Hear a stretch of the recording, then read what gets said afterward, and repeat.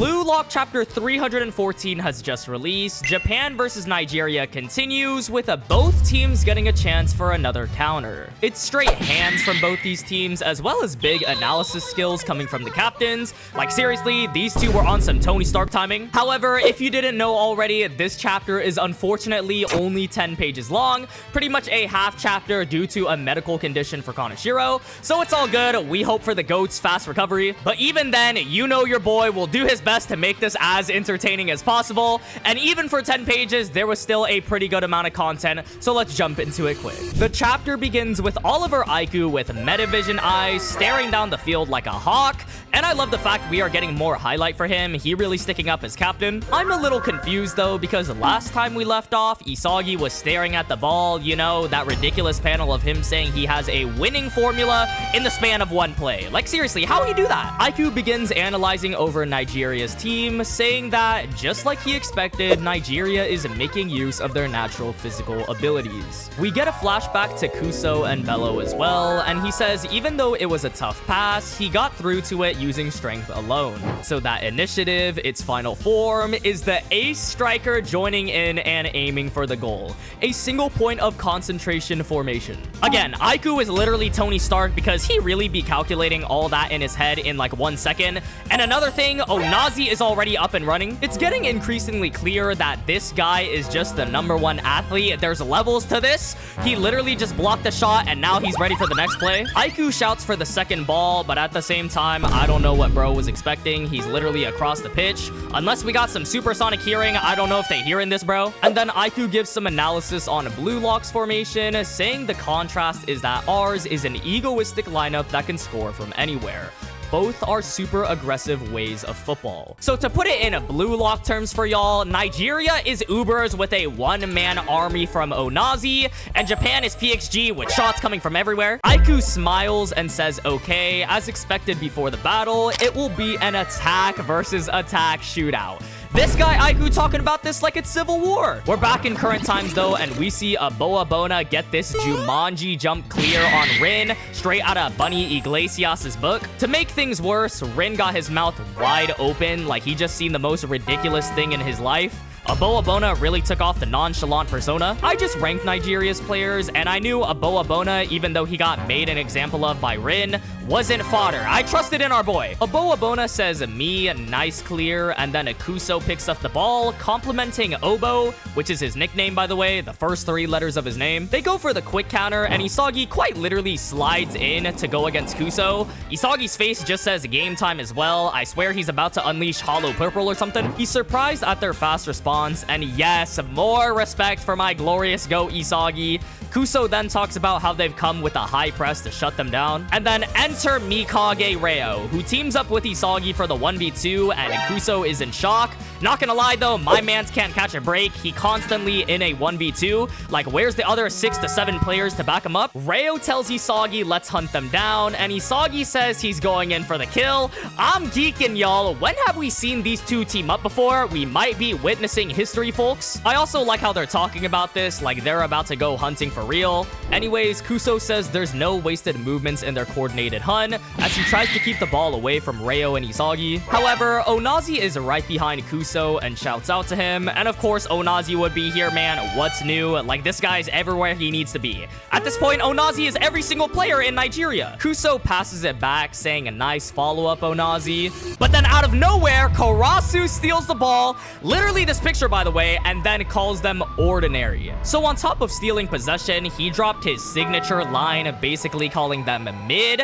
Nah, Karasu standing on business, and I gotta respect it. He says he can see their thinking, adding this unnecessary idiot comment as well, which is pretty funny to me. Even Onazi says, uh-oh. Now it's time for Kuso to start analyzing though, and we got some analysis battle going on here because he starts talking about Nigeria's coordination and being read by Blue Lock. He adds that it's only been 2 minutes, and am I seeing that right? We are 2 minutes in, dog. What? By the time this match ends in 90 minutes, I'm gonna have a family, which you can help by hitting the subscribe button.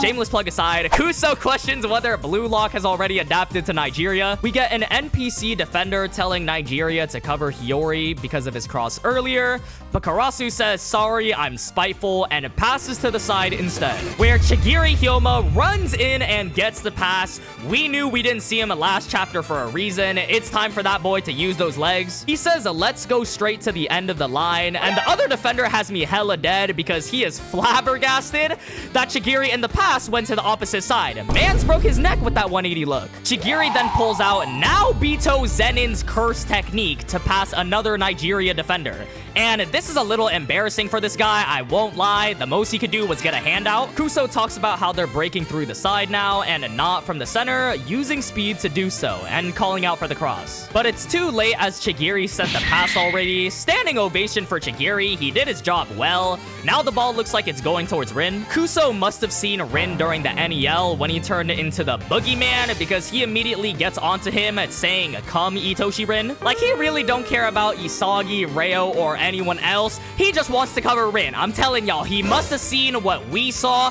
when we read PXG. The pass was a fake though, as it heads straight towards Isagi, and Kuso is astonished that it's not Rin. We see Isagi's metavision eyes are activated now, and he says he'll take this.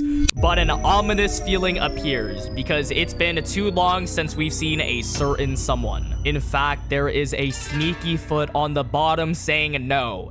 And I think we can all assume who it is. He's coming, y'all. However, the chapter ends off there. I know, y'all, another cliffhanger that we have to wait 2 weeks for because of a break next week. It's unfortunate, but at least it gives us some time to discuss, especially with this cliffhanger with Isagi and Onazi. Is Isagi really about to score the first goal of the match? Is this foot Onazi? It probably is. And if it is, will he stop Isagi's play? First things first, it's literally like 2 minutes into the game. I know the pacing is going to be fast for the group stage, so we could very much see a goal from Isagi in the next chapter, considering he also has a winning formula. His foot is 100% Onazi. There's no point in even talking about it.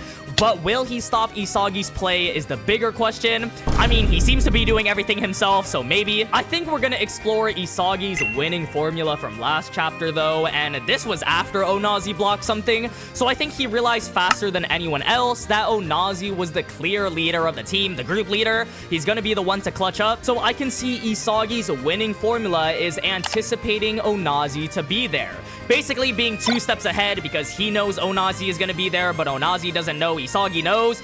I don't really know. It's like a chess match at this point. To put it in much simpler terms, I think Isagi is gonna catch Onazi off guard because he has a plan for him specifically already. Like I said, the group stage matches are going to be way quicker than the NEL matches. If anything, it will have the FC Barca pacing, and Batra scored in the 3rd chapter for that match. And the next chapter will literally be the 3rd chapter of the match as well. But the only reason why I wouldn't think Isagi scores the next goal in this upcoming chapter is because of next chapter's title, Robbery Arc.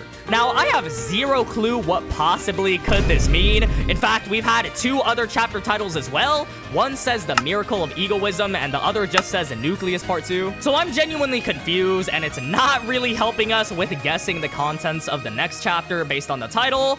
It will probably get confirmed after the making of this video, though, so I'll go over both. Robbery Arc could be Onazi stealing the ball away from Isagi, or referring to Aiku since he considers strikers as robbers and defenders as cops. The only time robbers has been mentioned. If it's the Miracle of Egoism, it's damn near confirmed Isagi will score the goal then. I mean, the chapter just sounds like a goal-scoring chapter. Like, he has a winning formula, he's right in front of the goal, he is the egoist. I will say, I'm okay with Isagi scoring the first goal. I think it's to show off how much he's improved. He is Blue Lock's #1, and now he's performing on the big stage. Personally, though, I do hope others score goals. I think it would really show the talent of Blue Lock better, and not just Isagi. Like, I get it, he's our main protagonist, we do need to see his strength too. I'm not against it at all. I just think it would do way better for Japan showing their strength off by having other players score. Again, remember y'all, next week is a break week, so we won't be getting a chapter or a chapter review like this, as well as the week after that will be a continuation of the chapter, so another 10-page chapter. I know y'all, it's a little unfortunate, but author's health always comes first. Things do happen.